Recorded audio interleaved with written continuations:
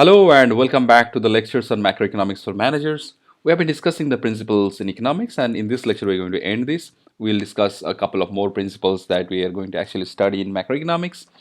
So the next principle in line is about money supply, and that is one of the major tasks that the government does. The major financial institution of government, for example, in India, this Reserve Bank of India, that actually is the custodian of how much money is to be supplied to the economy. Basically, government has the whole prerogative to print, the amount of money it wants to print and supply it in the economy. So there are reasons why you need to print money and supply it in the economy, and we'll learn about that.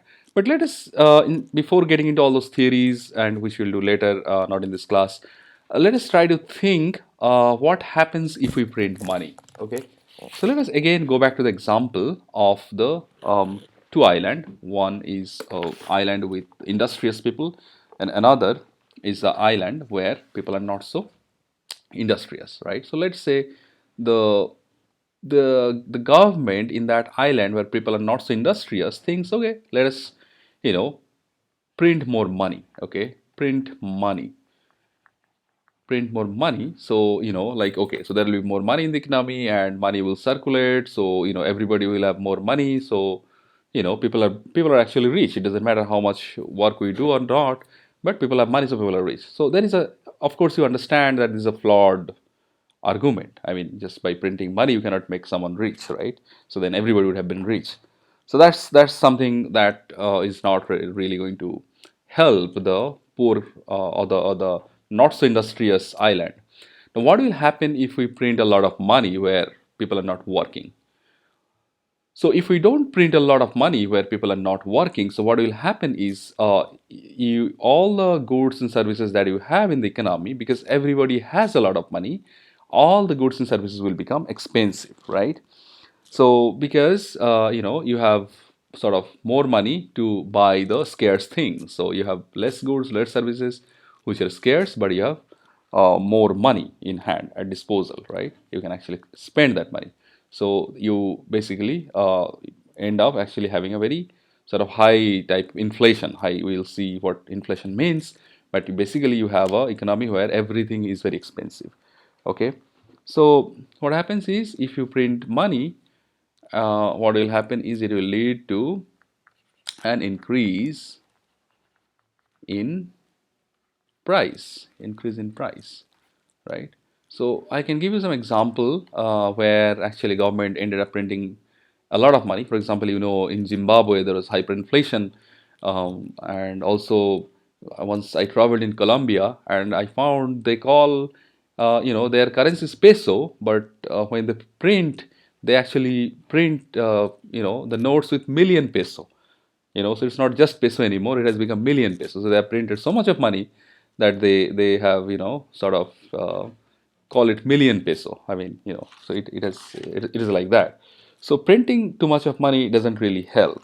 Okay, but it can help in cases like, we'll see that suppose in the industrious island you are producing a lot of goods and services, but you have a very regulated supply of money, or you don't print money at all, but your goods and services are expanding. So probably to keep the price level constant, you want to print a little bit of money, so that, or some money, so that you can actually keep pace with the additional production of goods and services.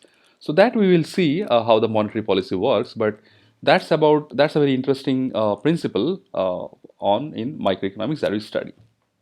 The last principle that we will study is that the relationship between inflation and unemployment. This is a very interesting phenomena. And in this lecture itself, in next lecture, we're going to talk about the kind of relationship that we see in between inflation and unemployment, um, and the sort of law, the principle that we see is that in short run, again, short run is a term that we have to explain what we mean by short run. In short run, um, there is a trade-off. There's a trade-off. There's a trade-off between these two. There is a trade-off between inflation and unemployment.